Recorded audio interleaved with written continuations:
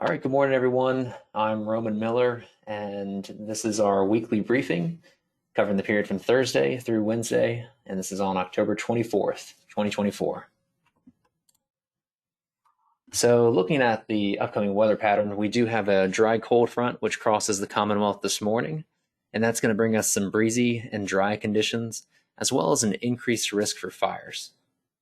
Afterwards, we will have a mainly dry period. And then we're looking at another dry cold front crossing the area on Saturday, with winds potentially becoming a little bit breezy as well behind that front. Outside of that, we are remaining dry with high pressure dominating our local weather pattern for the next week. And on the marine side of things, we do have small craft advisories in effect across all the local waters today due to northerly winds 15 to 25 knots, gusting up to 30 knots, as well as elevated waves and seas. And as I was mentioning, with that second cold front coming this weekend, there could be another period of small craft conditions possible Saturday behind that cold front. So looking at this week's weather pattern, you can see it's very dry for the next week, and that's kind of the theme here over the next 7 days. We have that front pushing through the area today, which is going to keep it dry behind it, with another cold front, as I was mentioning, on Saturday coming through the area. As far as rainfall, we're looking dry. No rain is expected over the next 72 hours, with pretty much no rain expected over the next week. Here's WPC's rainfall totals over the next week. As you can see, it's pretty much nothing across the entire state and a lot of the region. Maybe we get a light sprinkle on Saturday, but that would be a trace to 100th, probably at best. Chances are very low for any accumulating rainfall this week. As far as the wind gust potential, our wind gust forecast over the next 72 hours is for gusts 20 to up to 30 miles an hour, with those strongest wind gusts being along the coast and over the eastern shore. And the strongest winds today we're looking at later this morning into early this afternoon, closer to that cold front passage, with winds kind of diminishing later this afternoon into this evening. And another period of breezy conditions is possible on Saturday behind that next cold front. Here's our reasonable worst case scenario winds. So if winds were to gust as high as possible, they could gust up to 30, maybe up to 35 miles an hour. But again, this is our reasonable worst case scenario. And as you can see, the strongest wind gust potential is across central and eastern portions of the state and of the area.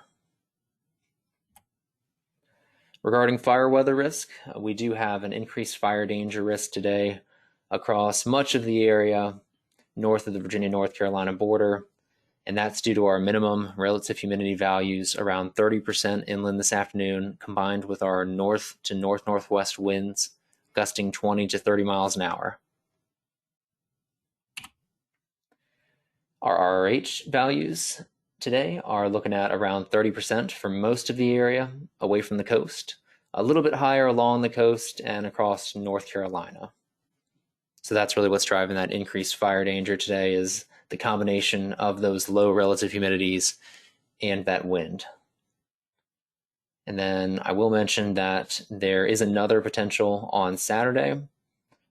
The relative humidity values and the winds don't look quite as the relative humidity values don't look quite as low as today, and the winds don't look quite as high as today, but we are still monitoring Saturday as our next potential as well.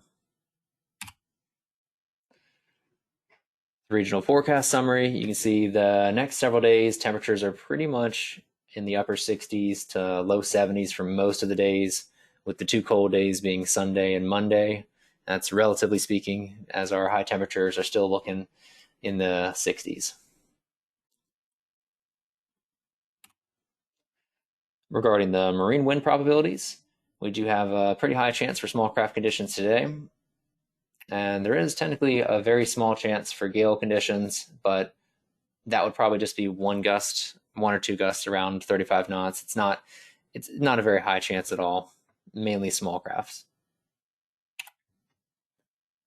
And then looking over the next 5 days, you can see the threat diminishes some for Friday before it increases on Saturday behind that next cold front.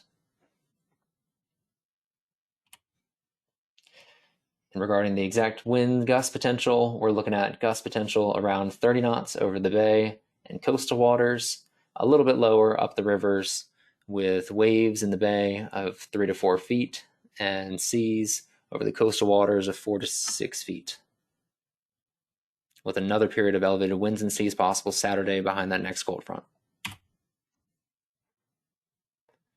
This just gives a little bit of a more detailed view. I'm not going to go through everything here, but the general idea is that we have our northerly winds today diminishing by tomorrow, a little bit of a southwest wind early Saturday, becoming north behind that next cold front later in the day, Saturday into Sunday. And then we are looking at the drought conditions to worsen across the area, as we're not expecting any rain over the next week. But as of now, this is our current drought monitor with some D0 conditions across eastern portions of the area and a D1 and even a little sliver of D2 across portions of Maryland in the eastern shore. But once again, we are expecting the drought to worsen, as we're not expecting any rain over the next week. And tropic-wise, we are looking at no activity expected over the next 7 days. Looking ahead, temperature-wise, we are looking at above normal temperatures with below normal precipitation, just kind of staying in the same pattern where we have high pressure overhead.